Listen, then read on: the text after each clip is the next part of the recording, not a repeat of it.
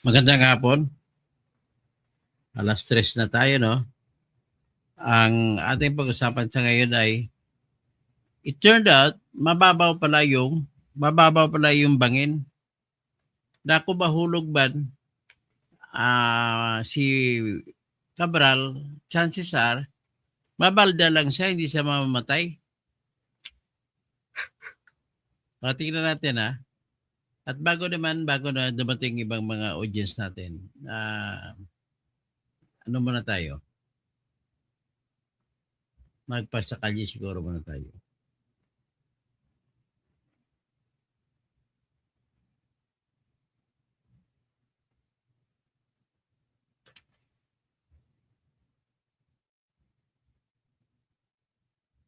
Unahan muna natin ang ano.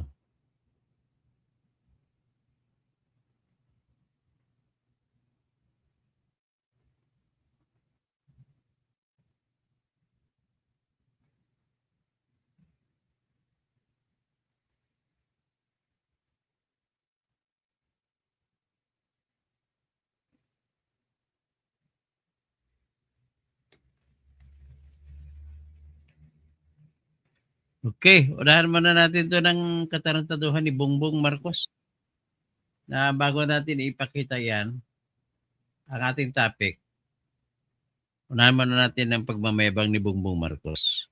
Mayapagat panapon, Conrad. Tapos ang ating pagpakita muna yung kayabangan ni Bongbong Marcos na may ipapakulong niya kuno yung mga magnanakaw. Bakit siya hindi nakulong? Unang tanong, 'di ba? Siya naman ang dahilan kung bakit nagnakaw mga ito eh. Hindi maging matapang magnakaw to kung walang blessing sa kanya. So, si Lynn Mulado Lunas Cupids, baba naman talaga ng bangin. Pero bago yan, pakinggan muna natin si Bongbong Marcos. Sa kanyang pangako na makulong ang mga dapat ikulong. Ang problema, wala pa rin nakukulong hanggang ngayon. Ano lang yan, mga contempt lang at saka yung nakasuhan lang na isa, si Kwan lang. Si Mrs. Diskaya lang, si Mr. Diskaya. Pero si Mr. Diskaya, nakukulong sa ngayon dahil sa contempt, hindi dahil sa kaso, ha? O yan, pakinggan natin yung pangako ni Bongbong Marcos. Magiging maligaya ang pagtatapos ng bagong taon para sa ilang matataas na opisyal at mga kontraktor na sangkot sa flood control anomaly. Sa halip na handaan, ba talaga, sa halip daw pong mamantikaan ng kanilang nguso at maghanda sa kanilang tahanan, sa loob ng selda, sasalubungin ng mga akusado ang pagpapalit ng bagong taon. Ganun sana. Ano ha?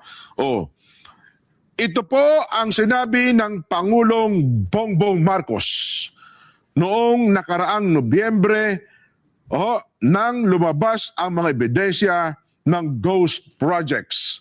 Sa kanyang pahayag, binigyang din po ng Pangulo na wala pong sasantuhin, wala po, sa investigasyong ito.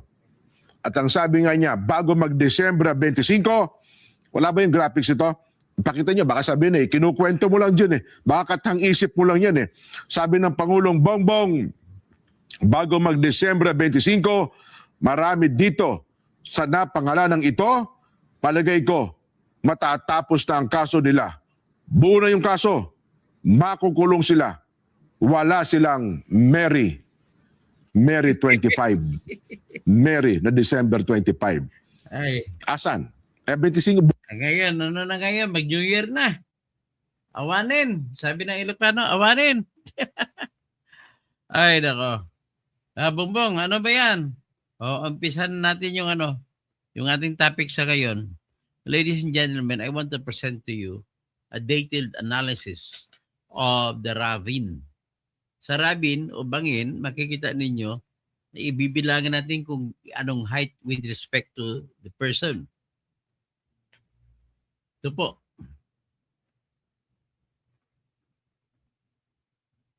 Ito, ang hinamin ko muna yung video presentation ni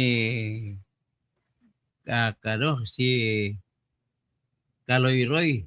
Sir Kaloy-Roy ng Bagong Lipunan Channel. Hiramin ko muna yung ano mo, yung paliwanag mo.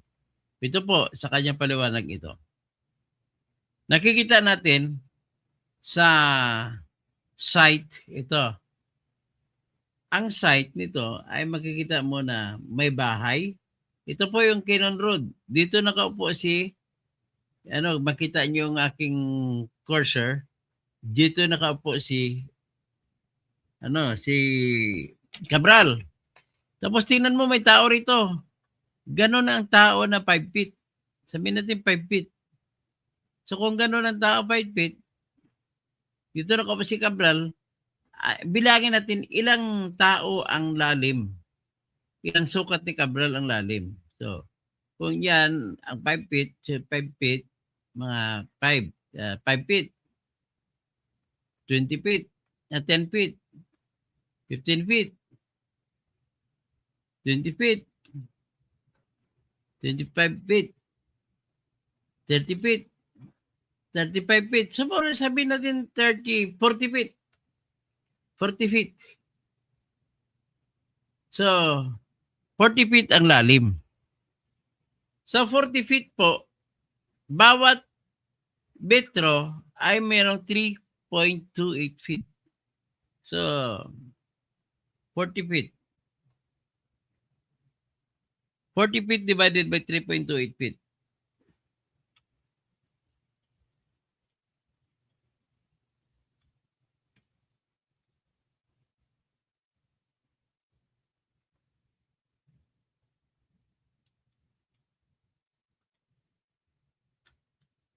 Yan. Anong sagot? 9. So,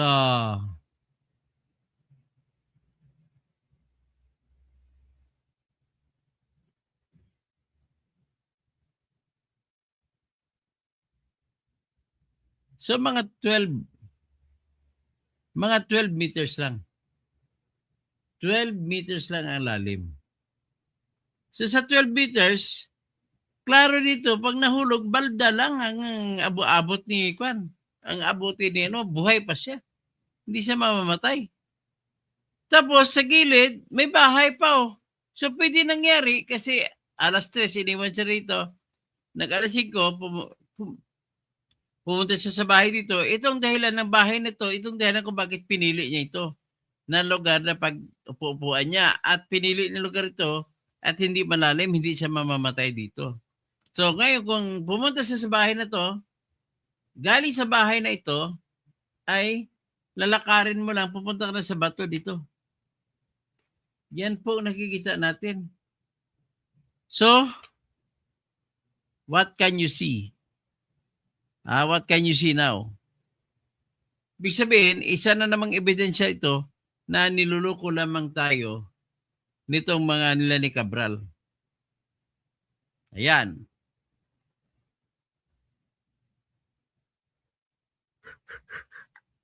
Di ba? Klaro-klaro. Ano lang 12 feet, 12 meters lang. Sa 12 meters, pwede ka nang hindi ka pa hindi ka pa mamatay dyan. Balda ka lang. Idadalhin ka lang sa orthopedic, buhay ka pa. Yan po. Ibig sabihin, ang lalim ng ng bangin ay napakababa. So, okay? So, at least, yan, nakikita na ninyo na niluloko lamang tayo. Tapos, dagdag niyan, may bahay dito. Nakita ninyo may bahay. So, kung may bahay, pwedeng bumaba si Kwan dito na mahinga siya muna dito bago siya bumaba. May babaan. Pwede kang bumaba dyan. Diskarte. Saan ba dumaan mga pulis na bumaba? Dito rin sa bahay na ito. Diyan sila dumaan. At walang tubig dito area. Diba? It's very clear. So ngayon, may isa na namang vlogger, kay Mark Ramos, siramin ko na lang sa kay vlogger Mark Ramos, ang kanyang ginagawa, pinakita niya po yung isa pang vlogger na nakikita ang bangin. Mababaw lang ang bangin. O ipakita natin ito.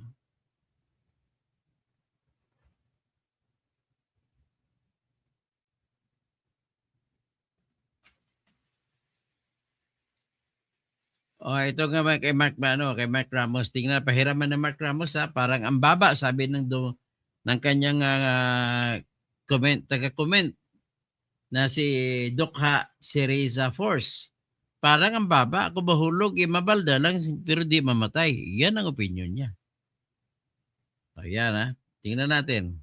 Kung mahulog dyan, mabalda lang. Pwede. Ako, tama ho. Ganyan din ang iniisip ko. Kung mahulog man siya dyan, or pwede din hong mali tayo. Baka anggulo lang ng camera or baka dahil lang po dun sa video kaya nagmumukhang mababa. No? Pero kung yan po ang pagbabasihan natin, para ho sa akin, siguro pilay. Siguro Ayan, pilay lang. Tama ka.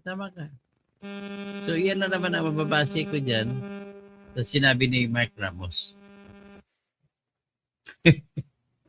Ay, nako. Ibig sabihin, tatlo na kami nag-opinion na talagang mababaw lang. So, ito naman, tingnan naman natin, iyan naman ay nagsusuporta sa teorya na buhay si Cabral. Ito naman, idagdag mo yun sa naunang teorya na pinresenta ko na rin, na ganoon din ang opinion ni Bagong Lipunan, ni Kaloy Roy, ay tingnan natin.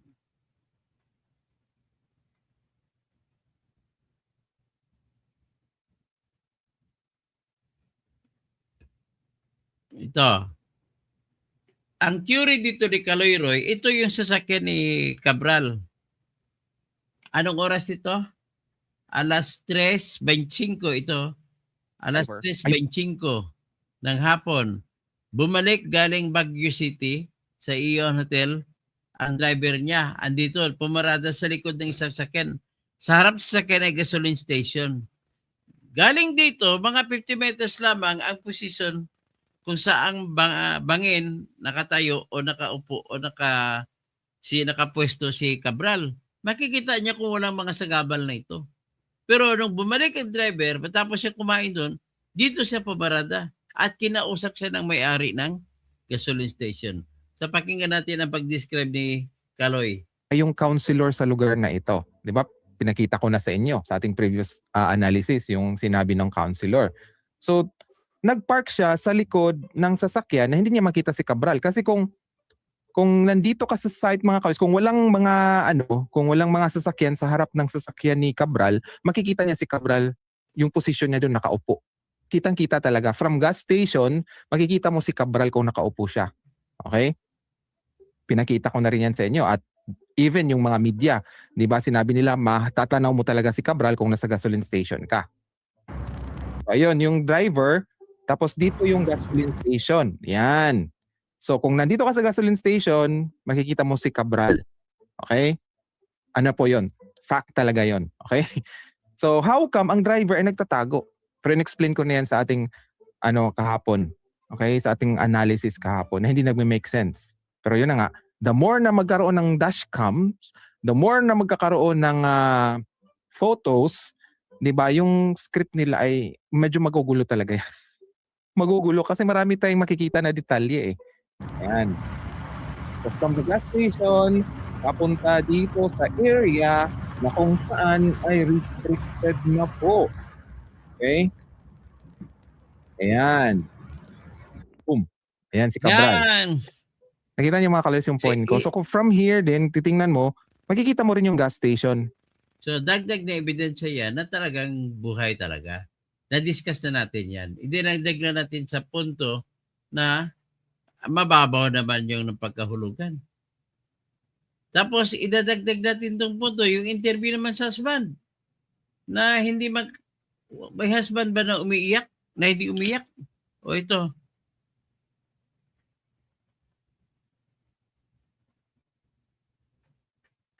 Ayan ang asawa ni Cabral. Interview ng Bumbo Radio.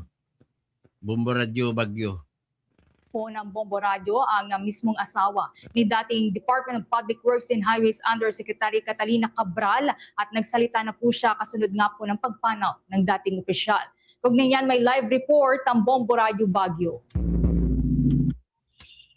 emosyonal lang naging pahayag ni Engineer Cesar Cabral, asawa ni dating DPWH Undersecretary Maria Catalina Cabral, dahil ipinagpipilitan umano ng mga otoridad na isailalim sa autopsy at DNA ang labi ng kanyang asawa na ngayon ay nasa isang funeral home sa Upper Tadyangan, Tuba, Benguet. Sa panayam ng Bombo Radio, inihayag ni Engineer Cabral na hindi na kailangang isailalim sa autopsy ang labi ng kanyang asawa dahil naniniwala siya na aksidente ang pagkamatay nito. Ating pakinggan ang pahayag ni Engineer Cesar Cabral.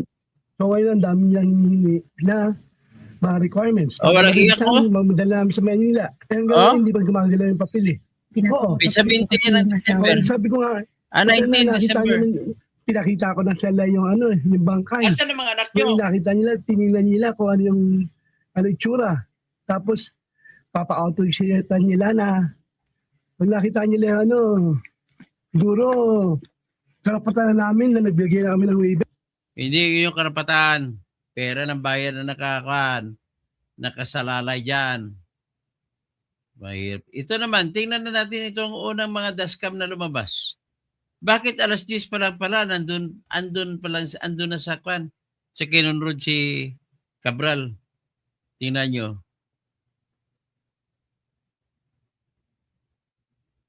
Alas 10 pa lang, nandun na.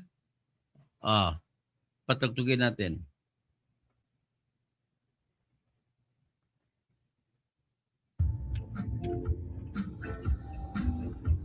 Ano yung oras sa gilid, oh?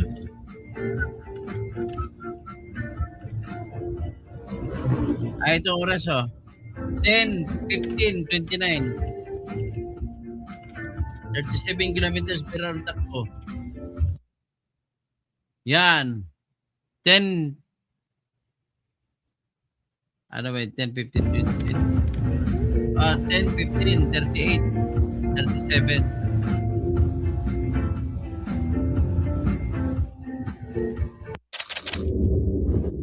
Yan lamang po ang ating masasabi dyan. Tapos, ito pang isang ebidensya na tackle ko na ito, na-analyze ko na, ang aking pagka-analyze dito ay wala pong tao na gusto mapakamatay na relax, wala man lang ginagawa. Ito.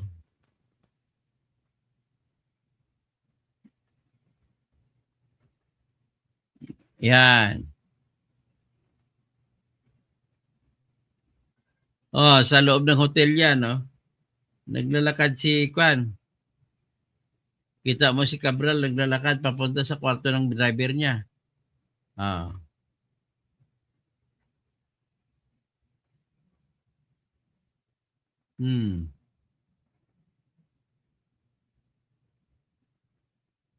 Mga isang minuto mahigit siya dyan. 49, no? 47, 46. 48 na siya. Isang minuto na mahigit. Yan, no? 48, pumasok siya. Kwarto ng lumabas sila ng driver, 49.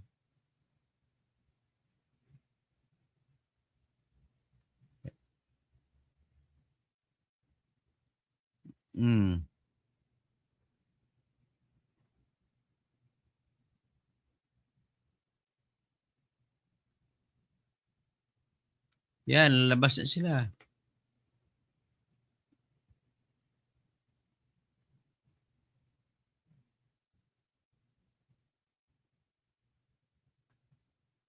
Yan, lalabas na sila sa 49, 27 at saka 48. So 1 minute and 30 seconds. Bababa na sila. And then driver niya. Tapos sasakay sila ng sasakyan papunta sa Quezon Road. Yan po yung mga bagay na pinresenta ko dito mga kaibigan ay nagpapatunay po na talagang walang namatay na Cabral. Nagpapatay-patay na pero walang namatay na Cabral. Baka ng plastic surgery rin. Tama si Ipuan, si Ben Marwerte. Marilu Lapus, good afternoon po, Attorney Toto, watching from Singapore. Galaxy, good afternoon po, Attorney Toto. Greco Batista. Good afternoon po, boss. Amo, manager, idol Toto, pa-shout out sa akong di-calibre na amigo na si Francis Leo Marcos o sa iyang pet na si Casper. Kung pwede, kuhaon ka sa legal team, boss, Toto, versus sa makagago. Sige, walang problema. Sabihin mo kay FLM. So, Fall Guy, Socorro, dalawa, hindi naman dalawa lang. Pero marami kayo sa YouTube. Marami kayong kasama Aldrin Solano at saka Lynn Malyado. Marami po kayong kasama sa YouTube na nanonood. Mahigit 500 po. Okay, maraming salamat po. At hanggang dito na lamang po tayo. At paki-like, paki-share, ilamang kayo pagbigay inspiration sa atin na isang content creator para sa bayan. Para ma-inform ang bayan. Okay? Magandang